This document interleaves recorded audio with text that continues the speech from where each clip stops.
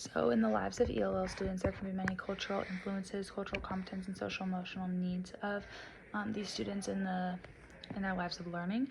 And some of these may include just an unfamiliarity with the school system that could really affect them just if they're moving in from another country and they don't know how the school or education system works in that new country.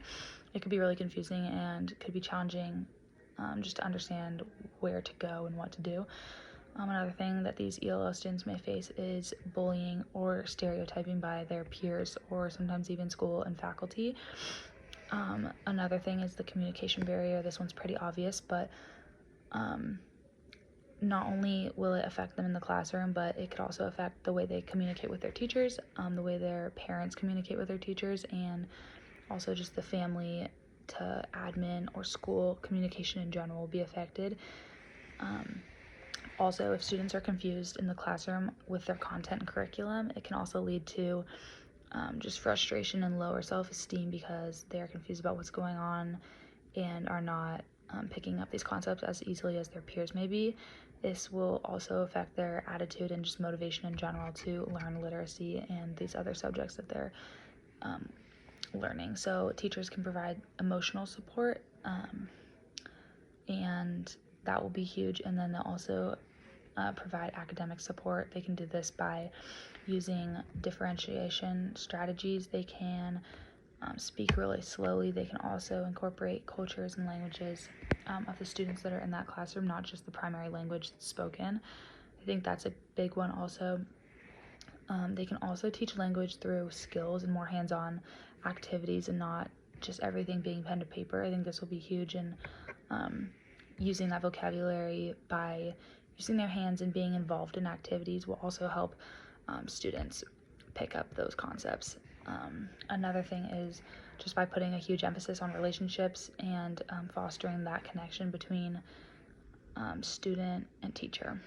So then there are strategies for families and community engagement that can support those families and their cultures. Some ways to do this may be community service projects by getting families and students out into the community to serve others and just promote relationships between families and the school, and also school and the community, as well as community and those school families.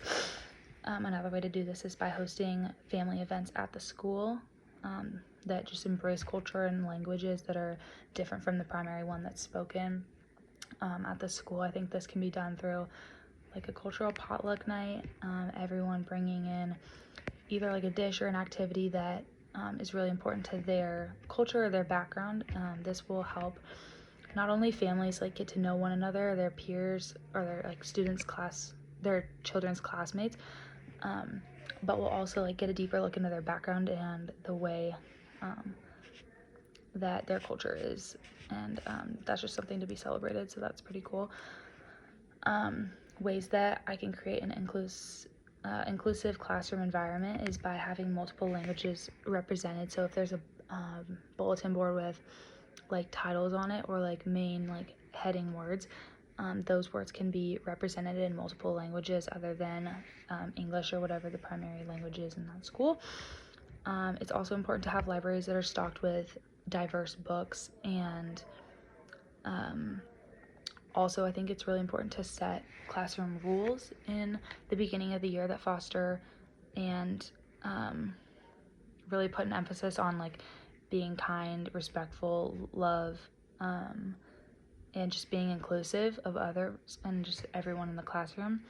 And I think it's also important as a teacher to model these, so setting those rules and then sticking to them as the student's main example in their lives.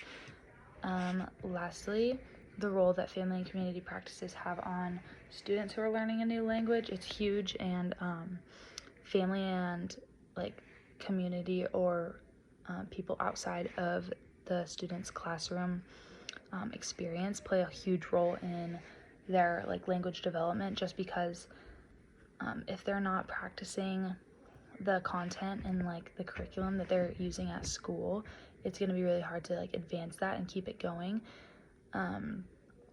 And if they are practicing that home, they're integrating vocabulary, language, grammar, all those things into their conversations at home with their families or with anyone outside of the classroom, then it's really gonna like improve their language, and that practice will be really good for them. And it can also have an impact on their attitude and motivation to use that language and like apply it to their everyday lives.